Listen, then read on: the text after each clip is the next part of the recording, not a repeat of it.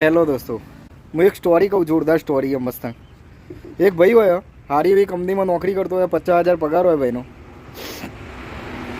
એટલો બધો ચિંકુસ મારવાડી હોય ને, બહુ પૈસા ભેગા કરવાની ચૂલ હોય ભાઈનો, બહુ પૈસા ભેગા કરે. 5-10 વર્ષ સુધી પૈસા ભેગા કરે ભાઈ, મજબૂત એવા. જો ભાઈ બંધો અંગાત ફરવા નહીં જવાનું, જો હોટલમાં જમવા નહીં જવાનું, કશું જ નહીં. બિલકુલ નવા કપડો નહીં લાવવાનો. એટલો ચિંકુસ મારવાડીને પૈસા થોડા કરીને કે ભાઈએ 20-25 લાખ રૂપિયા ભેગા કર્યા. ઘણું સંઘર્ષ કર્યું 10 વર્ષમાં.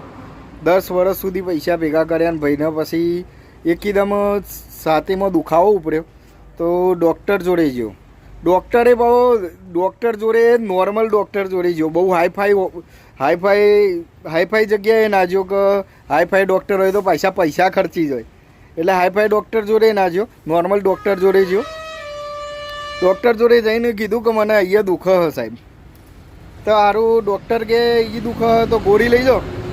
તે 5-10 રૂપિયાની ગોળી આપી, 50-100 રૂપિયા કેસના થયા છે. તે એટલું લઈને આવીને ઘેર આવીને ગોળી બોરી કરી,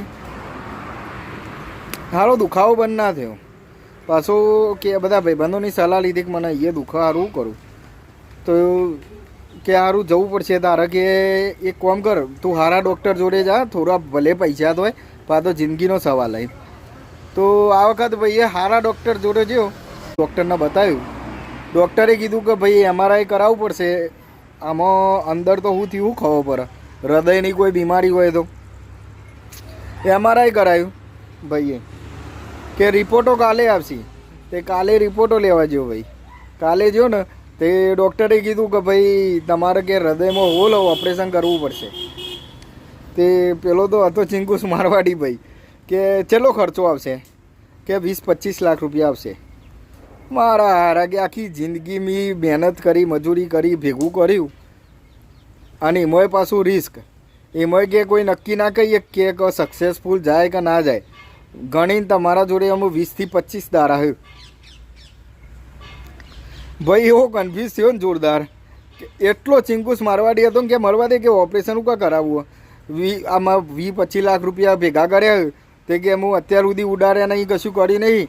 આ 20-25 દાડાઓમાં કે જલસા કરી રહું. કે ખોટા ડૉક્ટરને આપવું કોઈ નક્કી નહીં. તો બધા ભાઈબંધો ભેગા કરે, પાર્ટી આપે જોરદાર, ને ફરવા જોઈએ એમ પ્લેનોમાં જલસા કરે. ગાડી વાડી નવી લાવવાનું, બહુ જલસા કરે ભાઈ. 20-25 લાખ રૂપિયા ખર્ચો કરી દી. પછી ડૉક્ટરનો ફોન આવે અચાનક.